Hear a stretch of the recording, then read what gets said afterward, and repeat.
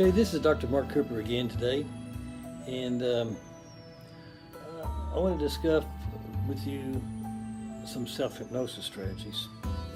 Self-hypnosis or hypnosis has been used for a very long time, and you can use it for a variety of clinical reasons. Our primary focus is really pain management, but you can use it for other things as well. I wrote my dissertation on hypnosis when I got my doctoral program, and I've used it for over 30 years as a strategy to help people with chronic pain, as one of the strategies. But self-hypnosis is really basically all hypnosis is self-hypnosis, and you're really not going to make anybody do things that they really wouldn't do anyway. And so in healthcare, we use this to help really people with their pain complaints and help desensitize those painful areas. And there are a variety of strategies. You really ought to get online and read about the other people who do this type of work.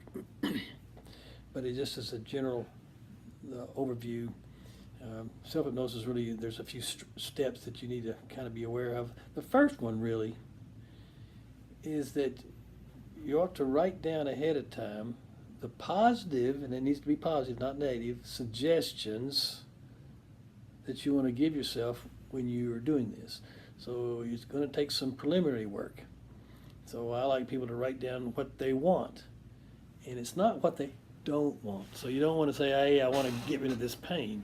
You really want to write down things like, I want my knees to be more flexible and comfortable. So you're always using it in a positive language and not in negative, because the mind is going to remember that negative, and it's going to cause you some tension when you say something like pain or So even if you use the word discomfort, you're going to say discomfort and focus on the comfort and the strategies. Okay, so the first step in doing self-hypnosis is really to write down the positive things you want, and it has to be positive. So it takes a little effort to reverse that. You say, I don't want to be anxious. Well, you got to find the reversal for that. And that might be calm and confident. Or if it's pain, it needs to be comfort and flexibility and strength, not weakness, see. And if it's depression, what's the opposite of depression? You need to put things like, okay, I want joy or harmony or peaceful. If there's a lot of anger or resentment, you ought to find the anticipant of that, So you're really talking about trying to do things. So it's really easy for patients and people to get tied up into all the negative stuff, and which is fine, but because it gives you a clue to how you really need to do it. But your unconscious mind is going to pick up those things when you're doing self-hypnosis. So you want to make sure ahead of time that you can write down all your miseries and all the things you're worried about on one side of the paper, but then you're thinking, okay, now what's the opposite of that? What I want instead of it? And you pput that maybe on the right-hand side of the piece of paper. Okay? And so when you're doing your self-hypnosis work, you're going to refer back to that. So the first step is to do that preliminary work. The second step then is to, again, just like the other three relaxation discussions I've done, you find a nice, comfortable place. Tell your family and friends that that's what you're going to be doing, so you don't call. You turn your cell phones off, and you get into the same environment. And then you can start with either the deep breathing techniques, or a guided imagery technique, or muscle tension relaxation technique. But you want to get into the right brain, so you want to sooner or later, close your eyes and maybe focus on your breathing. But start visualizing things, because when you visualize things, it puts you in the right brain activity. And that helps you get into a deeper state of relaxation. One strategy that I find is helpful and simple that I'll tell you about, but there's a lot more, so please go online and read about other people's ideas. I'm just giving you this as an example. But I have, after they do the deep breathing techniques or relaxation techniques and focus on the breathing, then I have a guided imagery technique that helps you get to a deeper stage, is maybe seeing the number 10 in your mind's eye and then going down to 9, 8, 7, and don't go to the next number until you can actually, in your mind's eye, when you close your eyes, see that number 7, and pay attention to what color you see it in. It doesn't make any difference what color, but it's kind of interesting, okay? And you go all the way down to 0. So when you get down to 0, you imagine that 0 opening it up to like a portal to the past. So you transfer yourself through this portal and move to, in your mind, a location or a place maybe that you've been before that's very comfortable.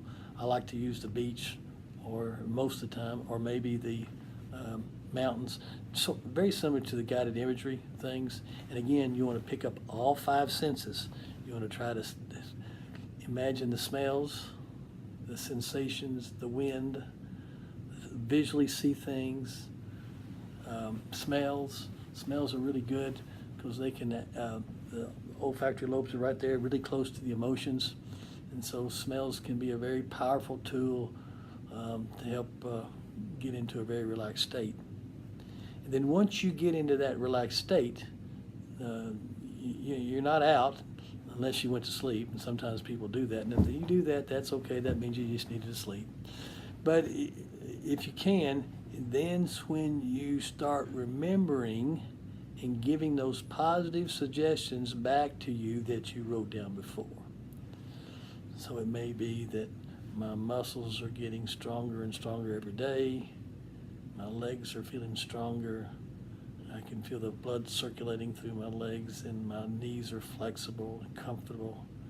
I can see myself walking through the meadows or running or whatever, but you don't want to have any what we call cognitive dissonance, where what you're saying, you want to bypass that as much as you can, because sometimes people are saying this, but that's not true, and so they're arguing with yourselves. That's not the way it is. Well, you kind of have to kind of keep that mental focus there. This is the direction that you want to see yourself doing, so you're promoting health and happiness and well-being. Okay.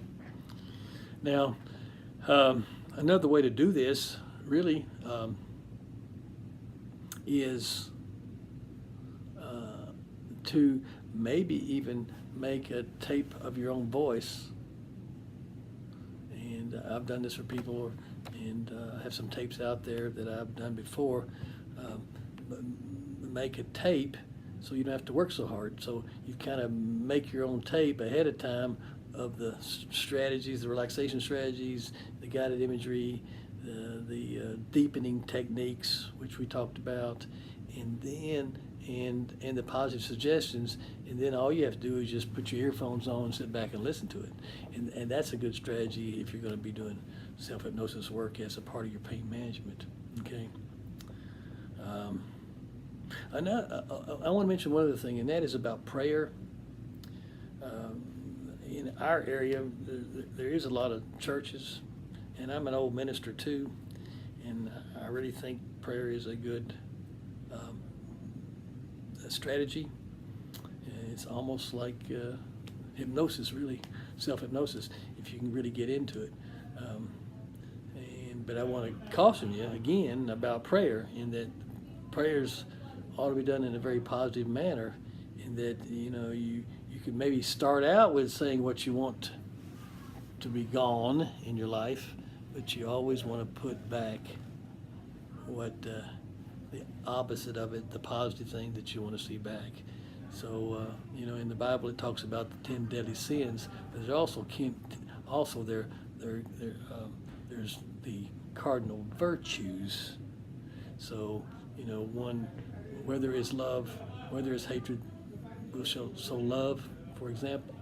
So there's always a balance between that. And that's kind of what you want to do in your prayers too, by the way, if you're in pain management, or if you're, whatever issue you're working with, you can say what you would like to be gone, but you want to put the positive back, because you want to end it that way, because that's the way your mind, your body, and your spirit wants to end. It wants to end in the positive way, because that's what the residue energy that's going to be in your system. And that's how you want to end it. Anyway, that's my views.